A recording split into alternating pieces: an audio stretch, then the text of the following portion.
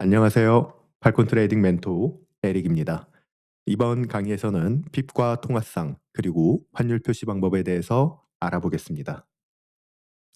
이제 여러분은 외환 트레이더로 첫걸음을 내딛기 시작했습니다.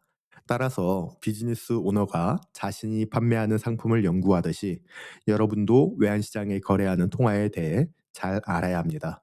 우리가 거래하는 상품은 바로 통화입니다. 대부분 활발하게 거래하는 트레이더들은 세계에서 가장 유동성이 높은 8개의 주요 통화에 집중합니다. 미국 달러, 캐나다 달러, 영국 파운드, 유로, 스위스 프랑, 일본 엔, 그다음에 호주 달러와 뉴질랜드 달러가 있습니다. 네, 이 통화들은 유동성이 높고 스프레드, 즉 거래 비용이 낮아 트레이딩에 유리합니다. 모든 통화의 기호는 세 개의 알파벳 문자로 구성이 됩니다. 앞에 두 글자는 해당 국가를 의미하고요. 세 번째 글자는 통화의 이름을 나타냅니다. 예시를 볼까요? 네, 여기서 AUD를 보겠습니다.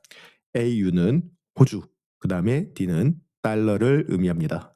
다른 것도 한번 볼까요? 네, 캐나다 달러를 봅시다. 네, 여기서 캐나다 달러는 CAD로 표기가 되어 있습니다. CA는 캐나다가 되죠. 그리고 D는 달러가 되고요. 다음으로 USD도 볼까요? 네, USD는 미국 달러이고 여기서 US는 미국, D는 달러를 의미하겠죠. 마지막으로 JPY입니다. 네, JPY는 일본 엔을 의미하는데요. JP는 일본, Y는 옌을 의미합니다. 이제 여러분은 통화 기호를 보면 쉽게 국가와 통화를 유추할 수 있습니다. 추가로 일반적으로 대부분의 이 문자 코드 규칙을 따르지만 100% 적용되는 것은 아닙니다. 일부 트레이더들은 신흥 시장 통화를 거래하는 경우가 있는데요. 여기서 이국 통화랑 터키 리라 또는 멕시코 페소, 태국 바트가 이에 해당됩니다. 하지만 이국 통화는요, 스프레드의 거래 비용이 매우 높고 변동성이 크므로 초보자는 거래를 피하는 것이 좋습니다. 이국 통화의 거래 비용이 높은 이유는 유동성이 낮기 때문이고, 따라서 초보 트레이더는 유동성이 높은 주요 8대 메이저 통화만 거래하는 것이 좋겠습니다.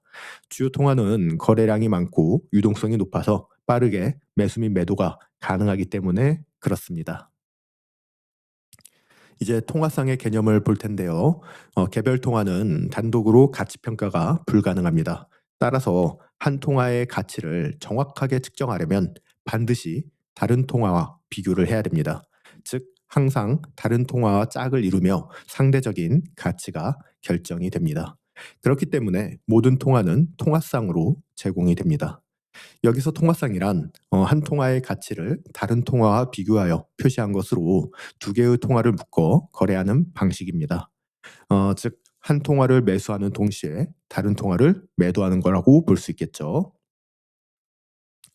자, 모든 통화상은 두 개의 통화가 짝지어져 있으며 한 통화의 가치가 다른 통화 대비 얼마나 되는지 나타나는데요.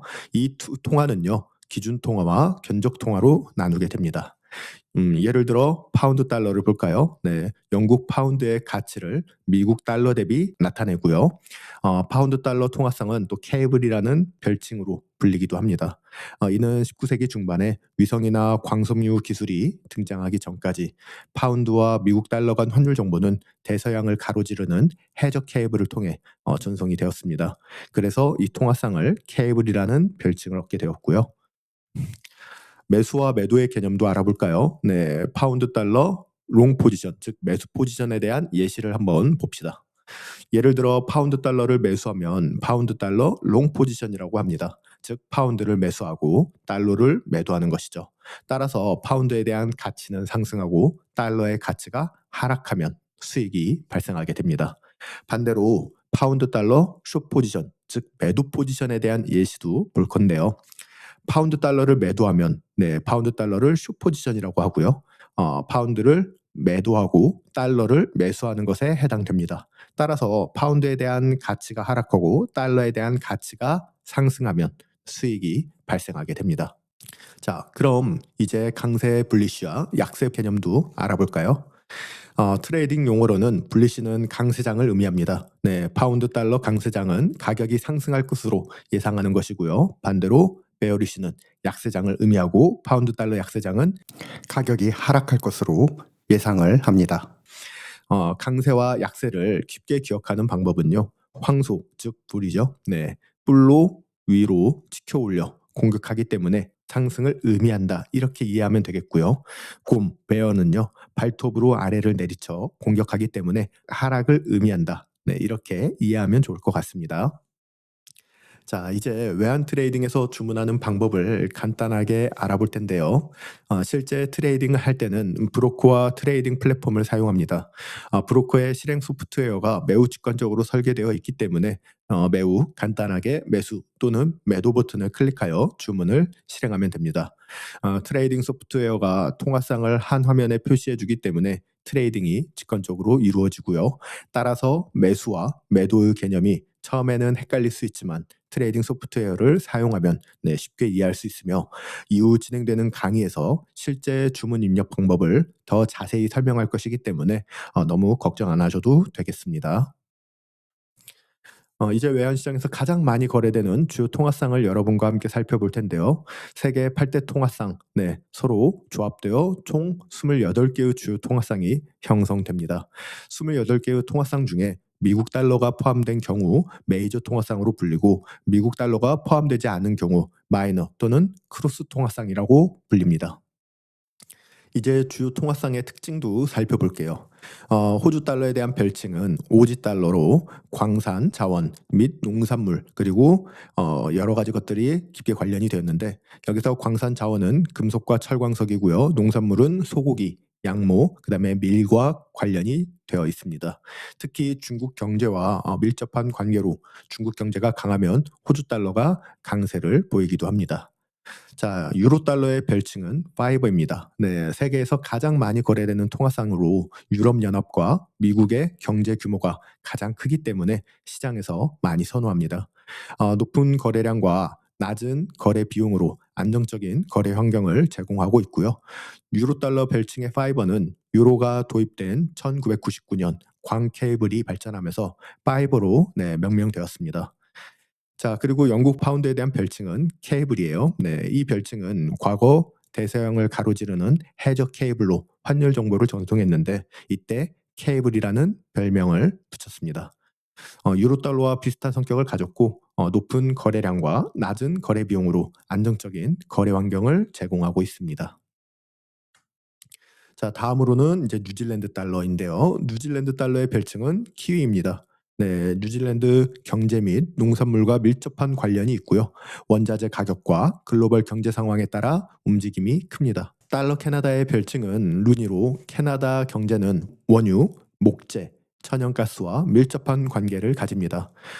원유 가격이 상승하면 캐나다 달러 강세를 보이고 달러 캐나다는 약세를 보여요.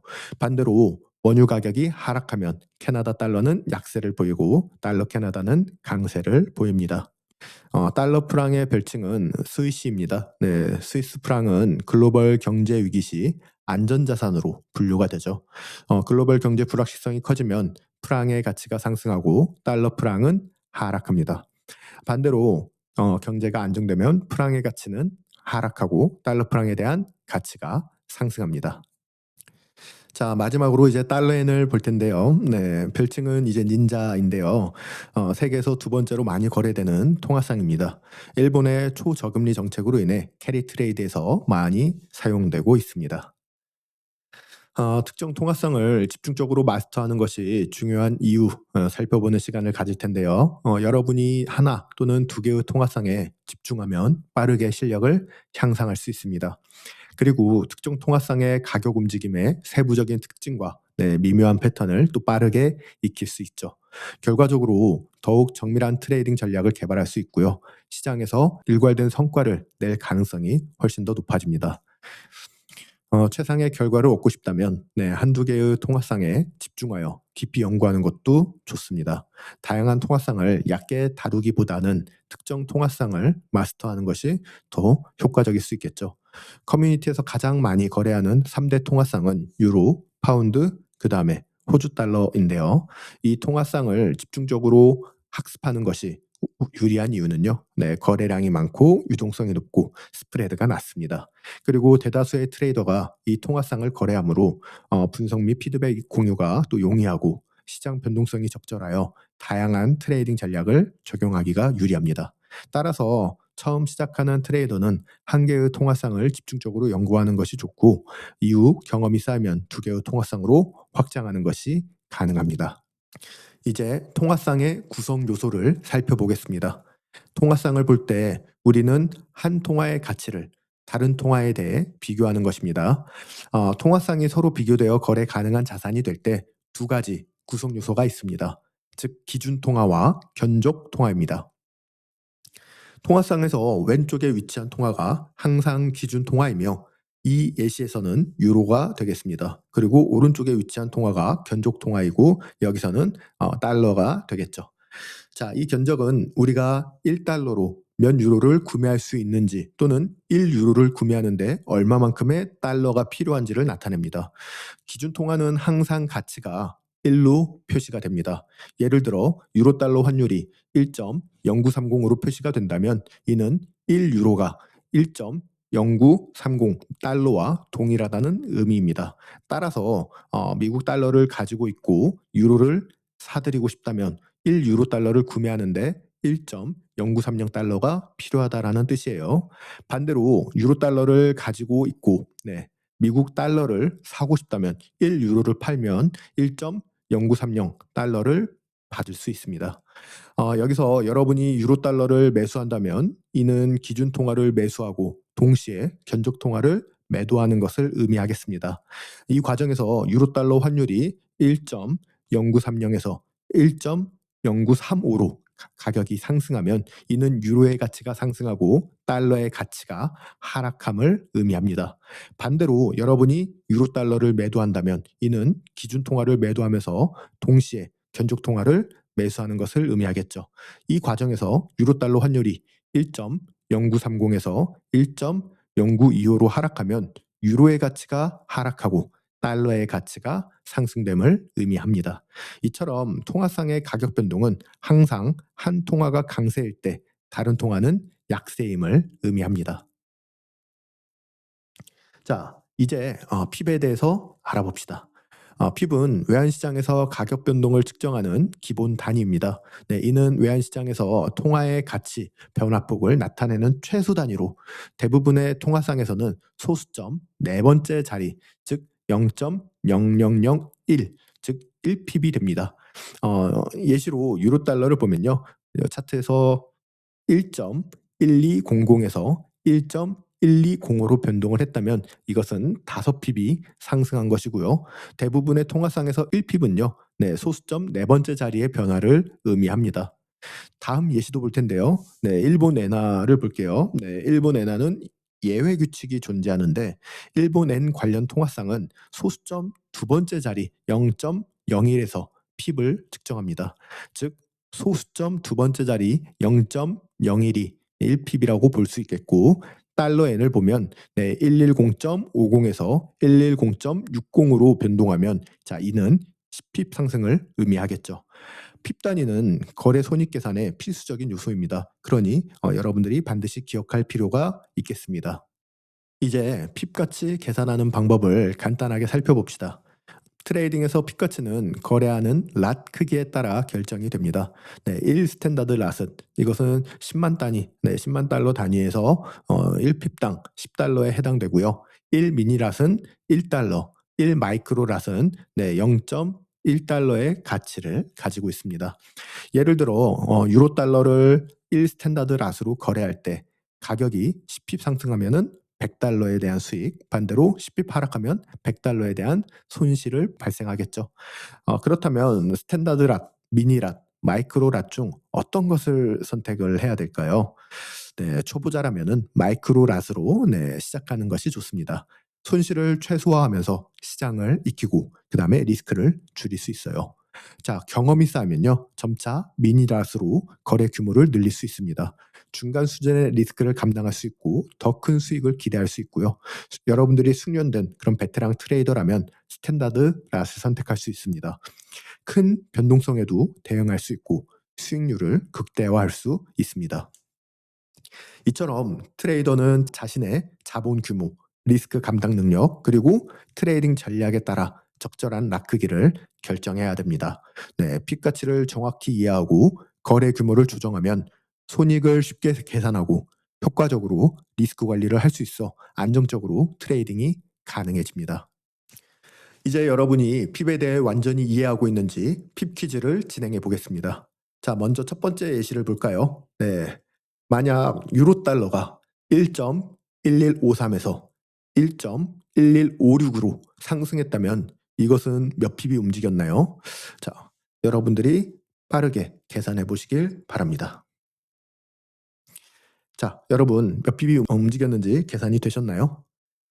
답을 볼까요? 네, 정답은 3핍입니다. 이제 다음 문제도 각각 풀어봅시다. 만약 유로엔이 129.42에서 129.32로 하락했다면 몇 핍이 움직였나요?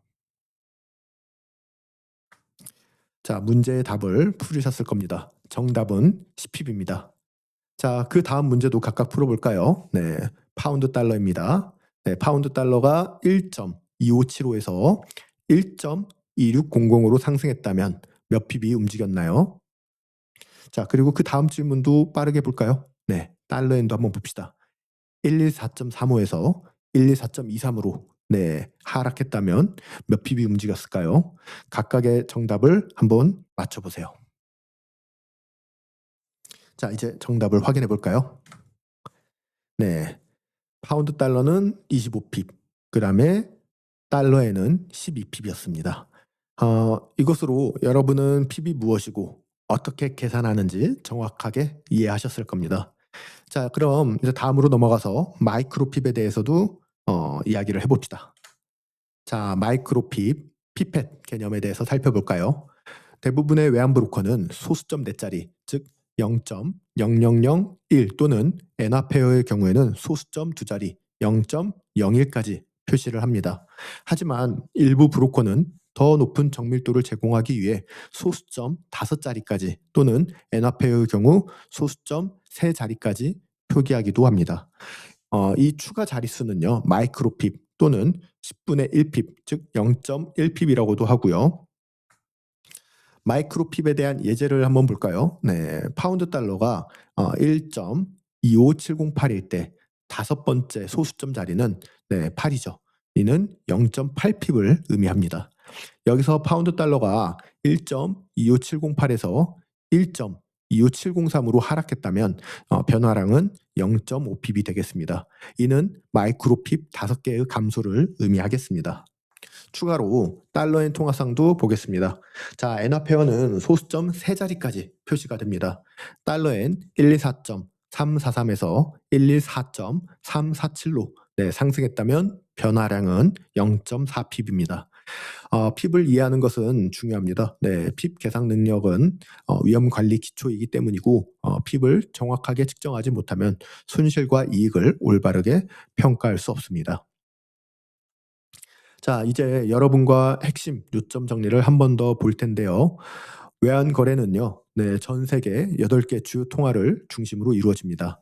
그리고 통화는 단독으로 거래되지 않으며 항상 쌍으로 이루어지고요. 가장 유동성이 높은 메이저 페어, 즉 달러를 포함한 것을 우선적으로 거래하는 것이 좋습니다. 롱은 매수, 숏은 매도를 의미하며 핍은 가격 변동을 측정하는 기본 단위이고 엔화폐의 경우 두 번째 소수점 자리가 핍의 기준이 됩니다. 마이크로 핍은요, 10분의 1 크기로 더 정밀한 가격 변화를 나타내고요. 네, 이것으로 오늘 이 핍페어에 대한 교육을 마치고 저는 또 다음 강에서 찾아뵙도록 하겠습니다.